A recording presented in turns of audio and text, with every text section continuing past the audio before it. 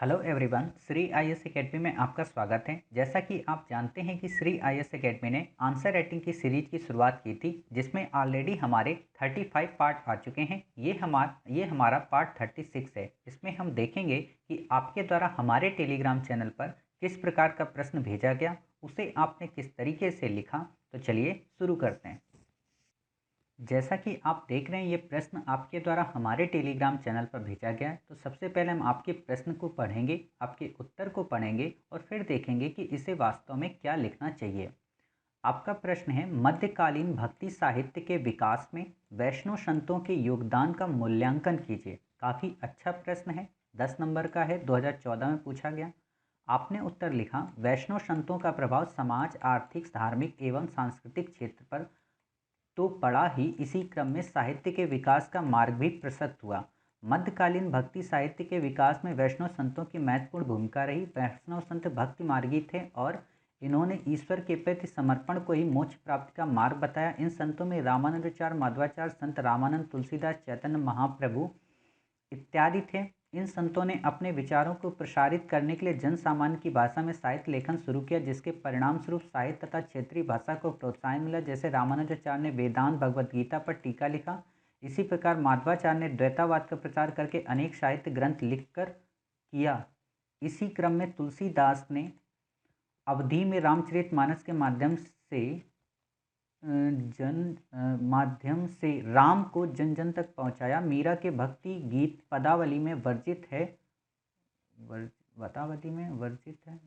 है, तो वहीं सूरदास ने सूरसागर के माध्यम से राधा कृष्ण प्रेम को लोकप्रिय बनाया तथा चैतन्य महाप्रभु ने बंगाली भाषा एवं भाषा के विकास में योगदान दिया। उपयुक्त विवरणों से स्पष्ट है कि वैष्णव भक्त संतों का साहित्य में योगदान अप्रतिम था, जिसकी झलक हमें वर्तमान के साहित्य में भी नजर आती है।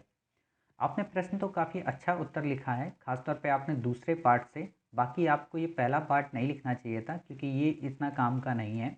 लेकिन आपने जो प्रश्न लिखा ना, आपने इसका एक पक्षी वर्णन कर दिया, अर्थात आपने अपने इस प्रश्न में इस वर्ड पर ध्यान नहीं दिया। आपसे प्रश्न क्या पूछा है कि मध्यकालीन भक्ति साहित्य के विकास में वैष्णव संतों के योगदान का मूल्यांकन करें।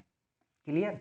और मूल्यांकन पूछा है। जब भी मूल्यांकन वर्ड आता है तो आपको पता होता है कि उसके सकारात्मक भी होते हैं और नकारात्मक पक्ष भी होते हैं, और कितना मूल्यांकन होता है वो जन जन तक कितना लाभकारी होता है, ऐसे आपको बताना पड़ता है। ठीक, तो आपको ये लाइन नहीं लिखनी है, ये आप इसको लास्ट में निष्कर्ष के तौर पर लिख सकते हैं। लेकिन आपको जो शुरुआत करनी है बेसिकली आपको अपने इस पैरा से करनी है। ठीक है, इसको आप ऊपर लाइए और कोशिश करिए इनको शब्दों को और अंतःग्रंथित करें और इनको एक साथ क्रम में लगाएं। ठीक, जैसे आपने यहाँ रचनाएं बताई, तो यहीं पे रचनाएं सबकी बता दीजिए। क्लियर? फिर आप लास्ट में इस निष्कर्ष का उपयोग बिल्कुल भी मत करें, क्योंकि निष्कर्ष किसी काम का नहीं है, क्योंकि ऐसा प्रश्न आपसे नहीं पूछा गया। क्लियर? अब आप क्या करेंगे, अब आपके मन में आ रहा होगा इसका प्रश्न फिर लिखें कैसे। तो देखिए, पहले हम प्रश्न को इनकोड करते हैं। प्रश्न क्या है? मध्यकालीन भक्ति साहित्य के विकास में, ठीक है, वैष्णव संतों के योगदान का मूल्यांकन करें। अर्थात जो मध्यकालीन भक्ति साहित्य है, क्या वो केवल वैष्णव संतों के द्वारा लिखा गया है या अन्य लोगों के द्वारा भी लिखा गया। तो वैष्णव का क्या मतलब, पहले आप ये समझिए। देखिए, जो भक्ति काल था उसमें कई प्रकार के वर्ग आते हैं, जैसे सगुण भक्ति और निर्गुण भक्ति। सगुण का मतलब होता है कि किसी को आप साक्ष्य रूप में मानते हो, मतलब कोई प्रतिमा, कोई मूर्ति, कोई आराध्य, कोई देवता, उसे मानते हो। निर्गुण का मतलब कि ईश्वर हमारा निराकार है, उसका कोई आकार नहीं है और उस तक पहुंचने का माध्यम गुरु है। क्लियर? तो ये दो भक्ति थी। अब सगुण में ही दो भक्तियां आई, राम भक्ति और कृष्ण भक्ति। क्लियर? और इन्हीं राम भक्ति और कृष्ण भक्ति को ही मिलकर का क्या कहा जाता है, इन्हीं को कहा जाता है वैष्णव संत। वैष्णव का सामान्य सा मतलब ये है कि विष्णु के अवतारों को मानने वाले संत। और आपको पता है कि विष्णु के कई सारे अवतार हुए थे, जिसमें राम भी उनका एक अवतार का रूप था और कृष्ण भी था। क्लियर? तो आपको इतनी बातें क्लियर हुई। अब आप देखिए, आपने जो बातें कही हैं वो तो अभी आपने सगुण भक्ति संतों की कही। क्लियर? अभी आपने निर्गुण भक्ति संतों की भक्ति साहित्य में योगदान की बात ही नहीं की है, जैसे कि कबीर। क्लियर? आप इनका उल्लेख करोगे, दादू दयाल, आप इनका उल्लेख करोगे। साथ ही आप देखोगे कि कई सारे अन्य लोग भी जिन्होंने भक्ति साहित्य पर रचनाएं लिखी, चाहे वो दक्षिण भारत के कई सारे लोग हों, उनकी रचनाओं का भी आप इसमें उल्लेख कर सकते हो। समझ रहे हो? तो आप समझ गए कि आपका जो दूसरा पक्ष है वो क्या डिमांड कर रहा है कि आप निर्गुण भक्ति कवियों के भी आप यहाँ पे बातें लिखें, चाहे वो कबीर हों, चाहे वो रैदास हों। ठीक है, आप इनकी बातें लिखें कि हाँ, कबीर ने अपनी रचनाओं में, चाहे वो बीजक हो, ठीक है, ग्रंथ, इन सब की रचनाओं के माध्यम से आप बता सकते हो कि उन्होंने क्या क्या रचनाएं लिखी। जब आप ये बता रहे होगे तब क्या होगा कि आपसे पूछा वैष्णव संतों का योगदान यानी कि कितना रहा मूल्यांकन करने पे, तो आप बताओगे कि वैष्णव संतों का योगदान तो ठीक है कि इन्होंने किस तरीके से जन जन मानस को इसमें प्रमोट किया, लेकिन हुआ क्या कि यही आगे चलकर बाद में आप देखोगे समाज में एक जटिलता को बढ़ावा देता है, जिस कारण निर्गुण भक्ति की जो धारा है वो इसी के समांतर चल रही थी। लोगों ने उस धारा को अपना लिया। क्यों? क्योंकि इस धारा में कई प्रकार की, चाहे वर्ण व्यवस्था हो, जाति व्यवस्था हो, इन सब का प्रमोशन मिला। क्लियर? जिससे समाज में जटिलताएं विद्यमान हुई। इसमें कई सारी प्रथाएं, कई सारी परंपराएं विद्यमान थीं, जिस कारण लोगों को इससे निर्मुक्ति नहीं मिल पा रही थी। इसलिए उन्होंने उस काव्य को प्राथमिकता प्रदान की जिसमें हम किसी भी ईश्वर को मान सकते थे, किसी भी अपने आराध्य की पूजा कर सकते थे। समझ रहे? अर्थात उन्होंने सरल से सरल मार्ग को अपनाने की कोशिश की, जिसमें कबीर, रैदास, रसकान, इन सब की भूमिका काफ़ी प्रबल हो जाती, चाहे वो दादू दयाल हो। क्लियर? आप ऐसे दर्शाओगे और उस समय आप बताओगे कि किस प्रकार इस भक्ति साहित्य में सूफीज़्म का प्रभाव भी पड़ रहा था, किस प्रकार इस्लामियत का प्रभाव पड़ रहा था। इन सब का मिला जुला स्वरूप था, तब जाके एक भक्ति साहित्य डेवलप हुआ। क्लियर?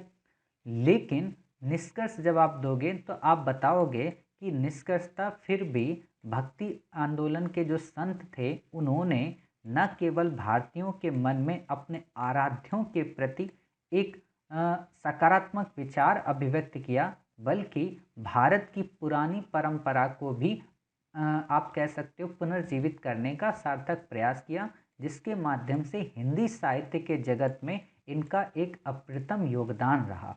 क्लियर? तो आप कह सकते हो, या फिर आप कह सकते हो अंत में कि इनकी भूमिका जो थी वो सहायक की रही। क्लियर? तो आप ऐसे मूल्यांकन कर सकते हो। मूल्यांकन का मतलब ही ये होता है कि वैष्णव संतों ने जिन रचनाओं को लिखा, अब आप देखिए वैष्णव संत जितने भी आपने यहाँ पे लिखे, क्या इन्होंने आम जनजीवन के साहित्य को भक्ति साहित्य में उतारा? नहीं उतारा। क्या इन्होंने आम जनजीवन की जो समस्याएं थी उन्हें अभिव्यक्त करने का प्रयत्न किया? तो नहीं किया। इन्होंने केवल अपने आराध्य को और अपने ईश्वर को गढ़ने का प्रयत्न किया। क्लियर? अर्थात इनकी जो लेखनी थी वो भक्ति में केवल ईश्वर तक सीमित थी, उसके उपागमों तक सीमित थी। वो जो उपागम जिसके माध्यम से, चाहे वो नौदा भक्ति की बात करते हैं, मतलब 9 तरीके थे भक्ति के, उपासना की बात करते हो, आराधना की बात करते हो, प्रार्थना की बात करते हो, इन सारी चीज़ों की इन्होंने बात की। क्लियर? तो आप देख सकते हो। लेकिन आपको पता है कि कर्म का सिद्धांत भी प्रमोट हुआ, जिसमें कबीर जैसे व्यक्ति आए, दादू दयाल आए, रैदास आए, इन सब के बारे में आप लिख सकते हो। क्लियर? तो आप समझ गए कि वास्तव में इस प्रश्न का उत्तर आपको कैसे दो पक्षों में लिखना है। एक पक्ष में आपको बताना है कि हाँ, वैष्णव संतों का क्या क्या योगदान था, कौन कौन से वैष्णव संत थे, उन्होंने क्या क्या रचनाएं लिखी। फिर आपको बताना है कि इसी के समांतर ही एक दूसरी धारा चल रही थी जो निर्गुण भक्ति की थी, जिसपे लोगों का ज़्यादा ध्यान जाता था, क्योंकि उस समय उसे अपनाना काफ़ी आसान था। कारण कि वैष्णव संतों की जो विचार, जो साहित्य था, उसमें काफ़ी सारी जटिलताएं थीं जो कि समाज के बंधनों में लोगों को जकड़ कर रखती थी। साथ ही जाति प्रथा, भेदभाव, छुआछूत, इन सारी प्रवृत्तियों से इसमें काफ़ी ज़्यादा सजगता थी। तो आप देख सकते हो ऐसे। इसीलिए आप देखना कभी कि आप जब तुलसीदास की रामचरितमानस पढ़ते हो और वाल्मीकि जी की जब रामायण पढ़ते हो, तो दोनों में काफ़ी बड़ा अंतर नज़र आएगा। आप देखोगे कि वाल्मीकि की रामायण में शंबुक को जो तपस्या कर रहा था, तो उसके बारे में बताया कि राम ने जो बाण मारा उससे ये दर्शाया जा रहा है कि कोई भी निचले स्तर का व्यक्ति या निम्न जाति का व्यक्ति तपस्या नहीं कर सकता, अर्थात ब्राह्मण धर्म को नहीं अपना सकता। लेकिन वही आप देखोगे रामचरितमानस में तुलसीदास जी उस लाइन को अपसेंट कर देते हैं। समझ गए? तो ये सारी चीज़ें भी देखने को मिलती हैं कि इनमें भी वैष्णव संतों में भी इस चीज़ को लेकर मतभेद था कि उनके जो कथानक थे और जो पात्र थे उनमें घटनाओं का भी दिक्कत आती है। ठीक है, आप देखोगे कई सारी जो टीकाएं लिखी गई, तो टीकाओं का मतलब क्या है कि उनका विश्लेषण किया गया अपनी भाषा में। क्लियर? तो उम्मीद है आपको ये आंसर समझ में आया होगा। 10 नंबर का है, 150 वर्ड में लिखना है, इसलिए ज़्यादा आप इस पे डिस्क्राइब नहीं कर सकते, आप ऐसे लिख लीजिएगा। क्लियर? मिलते हैं नेक्स्ट प्रश्न में आपके द्वारा जो भेजा जाएगा। तब तक अपना ख्याल रखिए और स्वस्थ रहिए।